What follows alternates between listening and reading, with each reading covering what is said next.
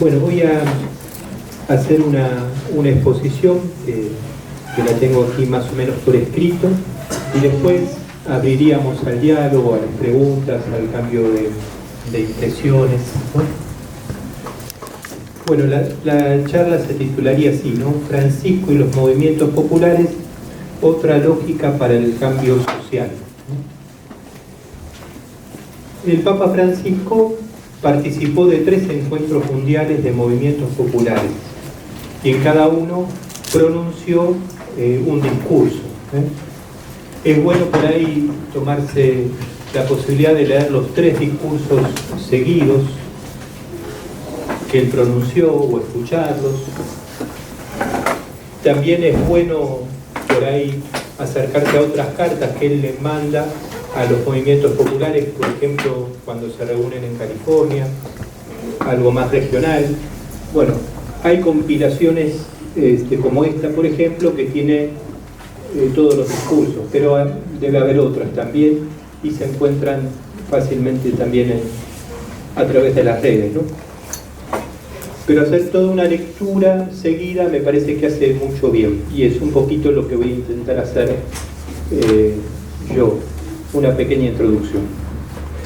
Bueno, el primer encuentro fue en Roma, del 27 al 29 de octubre del 2014. El segundo encuentro fue del 7 al 9 de julio en Santa Cruz de la Sierra, Bolivia. Y el tercer encuentro volvió a ser en Roma, del 2 al 5 de noviembre del 2016.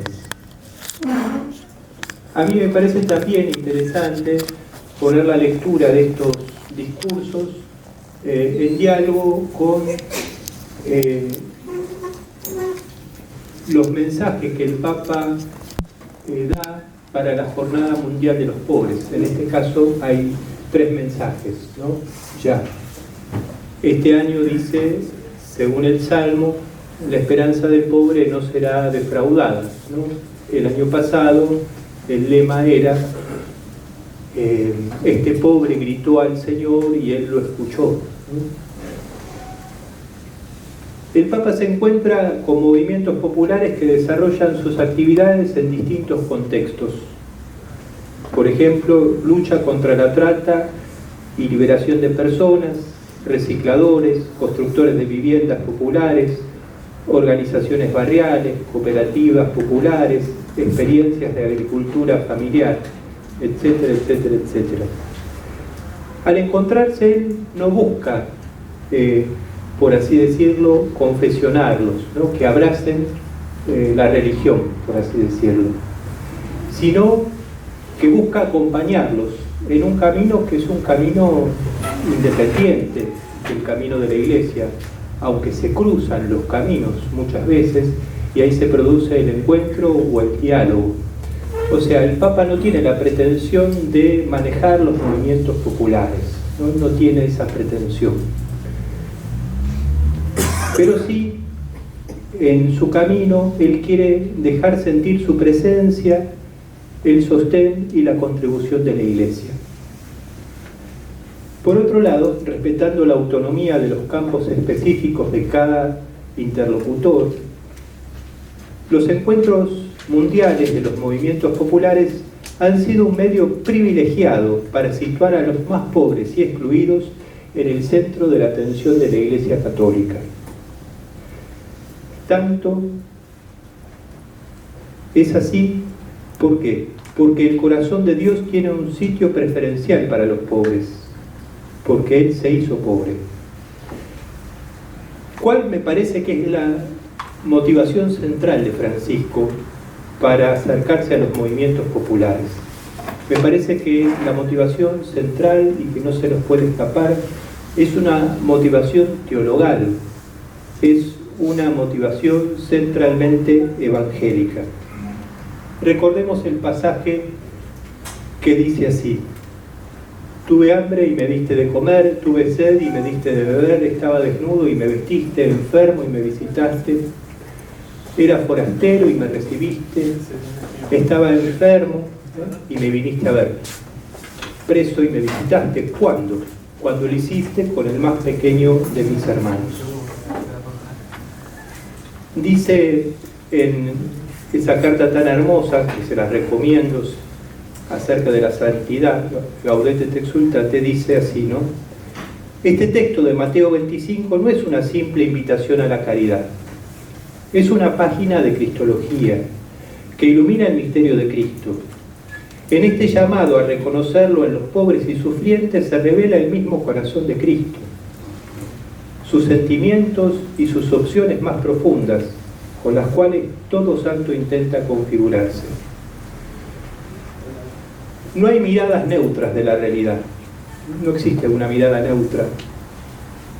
Por eso Francisco elige desde dónde mirar. Y él elige mirar desde el Evangelio de Jesús. Es así que nos interpela a liberar nuestra mirada, que muchas veces queda cautiva, ¿no? Sabemos que aquello que enamora nuestra mirada ya casi que nos tiene en el bolsillo, ¿verdad?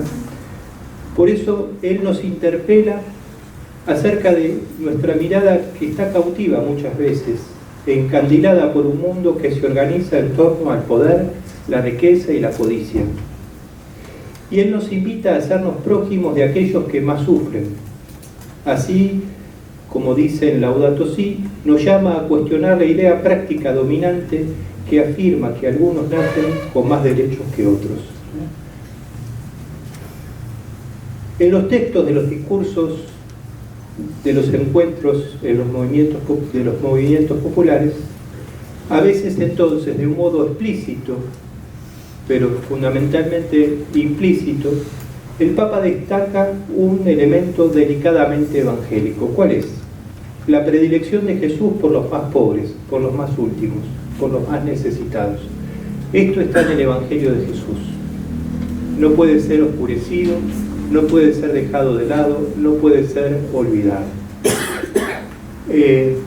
Francisco, el Papa, elige la figura para llamarse él de Francisco de Asís, y es paradigmático esto en un punto, porque en el siglo XII una iglesia muy atada al poder temporal y a las riquezas es cuestionada por el Espíritu Santo, así lo miramos teologalmente, suscitando una figura, la figura de Francisco de Asís, que le interpela a la iglesia a convertirse al Evangelio. El amor a los pobres está en el centro del Evangelio, y lo que el Evangelio nos enseña debería tener consecuencias para nuestra forma de pensar, de sentir y de vivir. Lo va a afirmar también Francisco en Laudato Si. El Evangelio nos habla de sentar a la mesa a los más pobres.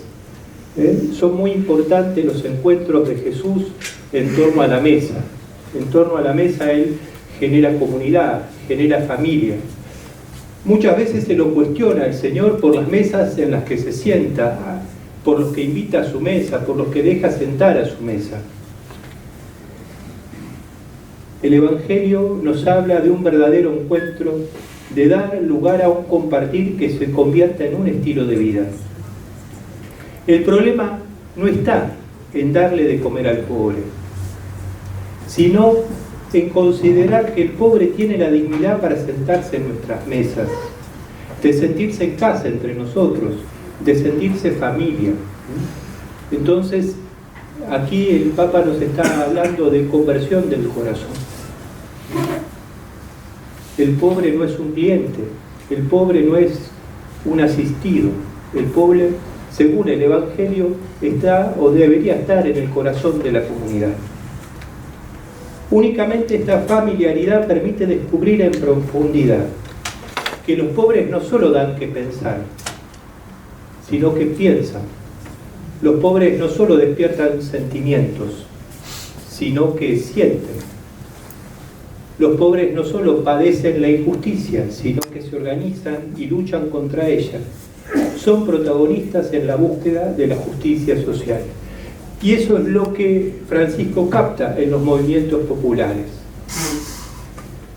Esa familiaridad hace que Francisco confíe en que la piedra que rechazaron los constructores llegue a ser la piedra angular de la cultura del encuentro, donde no concibamos nuestra sociedad como una pirámide, sino como un cuerpo donde unos a otros nos necesitamos y deberíamos cuidar de modo especial de los miembros más débiles. El Papa llama a proteger a los más frágiles frente al modelo exitista que no le encuentra sentido al invertir para que los lentos, los menos dotados, los más débiles se abran camino en la vida. Esta mirada descubre como un valor esa solidaridad que actúa y piensa en términos de comunidad, de prioridad de todos por sobre la apropiación de bienes de parte de algunos. Esa solidaridad que se da entre los que más sufren es un modo de hacer historia. Francisco confía en que el futuro de la humanidad está en gran medida en manos de los más pobres, en su capacidad de organizarse y de crear nuevos caminos. Vemos que el estilo de conducir de Francisco, él lo refleja en Evangelii Gaudium, al decir, si no recuerdo mal, en el número 31 dice: a veces el que conduce está delante para marcar un camino, a veces está en medio para compartir la vida con el pueblo, a veces está detrás porque no quiere que nadie quede rezagado, pero está detrás porque muchas veces sabe que el pueblo tiene olfato hacia dónde hay que ir. Entonces, Francisco también entra en relación de esa manera con estos movimientos populares. Ahora bien, el Papa, parándose frente a las realidades del Evangelio, saca consecuencias prácticas de la palabra molesta del Señor. El que molesta es Jesús, porque dice así: no se puede servir a Dios y al dinero. No lo dice el Papa Francisco, lo dice Jesús. Paradójicamente, el Evangelio los pone al mismo nivel, lo divino o el dinero. Un sistema económico centrado en el Dios dinero necesita saquear para sostener el ritmo frenético del consumo. Es la cultura de la voracidad y del descarte. La ambición desenfrenada del dinero que gobierna la vida genera esa corrupción que le roba a los más pobres lo que por derecho les pertenece. La corrupción, en sus diversas formas, en sus diversos colores, de izquierda y de derecha, es proselitista, crece, contagia, se justifica, y llega un tiempo en el que se terminan sacrificando al Dios dinero las convicciones de toda una vida, las amistades, la propia familia, el sentido más hondo de las propias acciones. Frente a la tentación de la corrupción, el Papa propone el antídoto de la austeridad en la propia vida. Eso es predicar con el ejemplo. Y esto vale de manera especial para los políticos, para los dirigentes sociales y también para los religiosos. Estamos todos muy expuestos a esta tentación. Y cuando pensamos haberla derrotado, ella se puede volver a presentar con rostros nuevos.